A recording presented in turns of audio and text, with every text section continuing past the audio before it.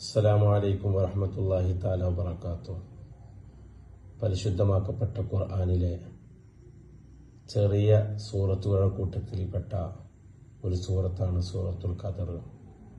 സൂറത്തുൽ ഖദർ മുഅ്മിനായ മനുഷ്യന് ഓതിയാൽ ഒരുപാട് നേട്ടങ്ങളുണ്ട്. എന്നാൽ ആ വിശാലമായ ചർച്ചയിലേക്ക് നമ്മൾ പോകുന്നില്ല. നമ്മൾ ഇന്ന് ചർച്ച ചെയ്യുന്ന വിഷയം പ്രസവിച്ച കുട്ടിക്ക് ഈ സൂറത്തുൽ ഖദർ ഓതി മന്ത്രിച്ചാൽ ഉണ്ടാകുന്ന നേട്ടത്തെക്കുറിച്ചാണ് നമ്മൾ ഇന്ന് ചർച്ച ചെയ്യുന്നത്.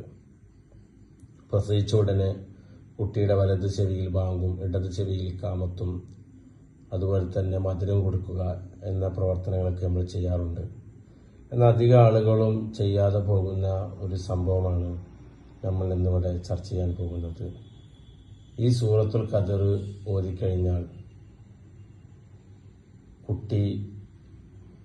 ഭാവിയിൽ കുട്ടി വ്യഭിചാരം പോലത്തെ തെറ്റിലേക്ക് പോകുന്നതിന് തൊട്ടും അല്ലെങ്കിൽ മോശമായ കാര്യങ്ങളിലേക്ക് പോകുന്നതിന് തൊട്ടും കുട്ടിക്ക് കാവൽ കിട്ടാനും അത്രയും പ്രവർത്തനങ്ങൾ ഇരയാവാതിരിക്കാനും അല്ലെങ്കിൽ അത്രയും പ്രവർത്തനങ്ങൾക്ക് പോവാതിരിക്കാനും ഇതൊരു കാരണമാകും. ഇതിനെക്കുറിച്ചാണ് നമ്മളിന്ന് പറയുന്നത്.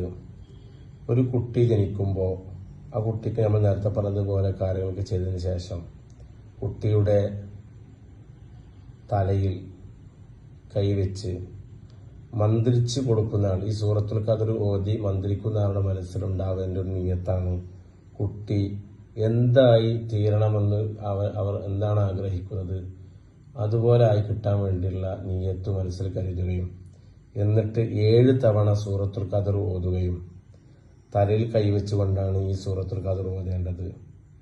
അങ്ങനെ ഓതി തലയിൽ മന്ത്രിച്ചോതുകയും ചെയ്യുക.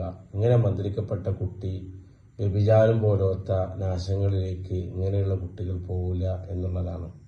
സൂറത്തുൽ ഖദറിൽ ഓതിക്കഴിഞ്ഞാൽ ഒരുപാട് നേട്ടങ്ങൾ, ശ്രേഷ്ഠ ഫളീലത്തുകളൊക്കെ മുമ്പ് നമ്മൾ പറഞ്ഞിട്ടുണ്ട്. സ്ക്രീനിൽ നിങ്ങൾക്കിത് കാണാൻ പറ്റും. സൂറത്തുൽ ഖദർ ഇൻഷാ അല്ലാഹ് അല്ലാഹു തആല സുബ്ഹാനഹു വ തആല നമുക്കതൊക്കെ ചെയ്യാനും പ്രവർത്തിക്കാനും തൗഫീഖ് നൽകട്ടെ.